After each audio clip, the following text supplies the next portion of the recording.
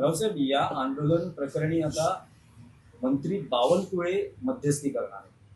म्हणजे काय करणार? अपेक्षित आहे कृषी मंत्र्यांनी तिकडे जाणं. बघा, मनोज जरांगे जेव्हा बसले तेव्हा राधाकृष्ण विखे पाटलांना पाठवलं.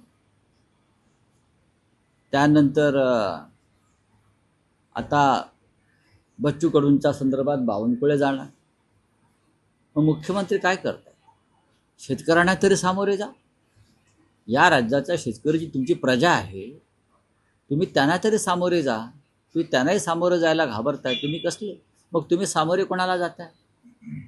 तर आमच्यासारख्या राजकीय विरोधकांवर तुम्ही हल्ले करताय, खोटे गुन्हे दाखल करताय, कार्यकर्त्यांना दडपशाहीने तुरुंगात टाकताय. शेतकऱ्यांसमोर जाण्याची हिंमत दाखवा स्वतः. बावनकुळ्यांना कशाला पाठवते? बावनकुळ्यांच्या भ्रष्टाचाराची प्रकरणं 2 दिवसात मी काढतो.